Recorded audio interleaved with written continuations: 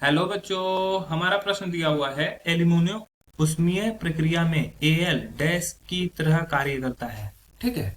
पहला है टाका, फिर ऑक्सीकारक, अपचायक, गालक। ठीक है, चार ऑप्शन भी दिए गए हैं। चलिए समझते हैं इस प्रश्न को। अगर इस प्रश्न की मुख्य अवधारणा की बात की जाए तो मुख्य अवधारणा में हमें सीखना होगा धातुओं का निष्कर्षण। ठीक है। धातु का निष्कर्षण कैसे होता था? धातु का निष्कर्षण, इसके चार मुख्य विधि थे। ठीक है।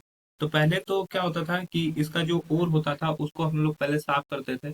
फिर धातुओं के ओर को धातु के ऑक्साइड में बदला जाता था और धातु के ऑक्साइड को कोक के द्वारा अपचयित कराया जाता था। या कुछ धातु ऐसे होते थे, जैसे मान लो कि पहले कैलेमाइन है, कैलेमाइन से इसको क्या किया गया, ये इसमें कन्वर्ट किया गया। ठीक है, धातु के ऑक्साइड में कन्वर्ट किया गया। ठीक है।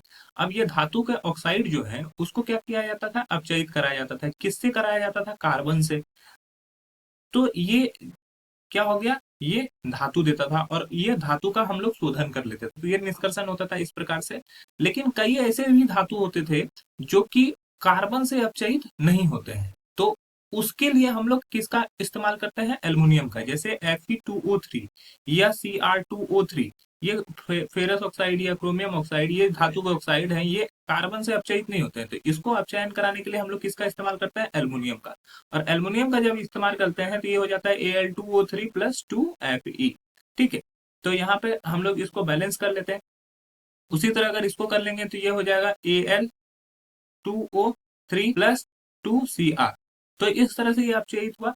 तो यहाँ पे एल्युमिनियम क्या किया, यहाँ पर Fe2O3 का अपचयन कराया। तो यहाँ पर ये एक अच्छा अपचायक की भांति कार्य कर रहा है। ठीक है। ये क्या कर रहा है? एक अच्छा अपचायक की भांति कार्य कर रहा है। तो यहाँ पे हम लोग बोल सकते हैं इसी प्रोसेस को हम लोग बोलते हैं एल्यूमिनो उष्मीय प्रक्रिया। इसी प्रक्रिया को जो ये अपचयन कराने का प्रक्रिया होता है उसको बोलते हैं एल्यूमिनो उष्मीय प्रक्रिया।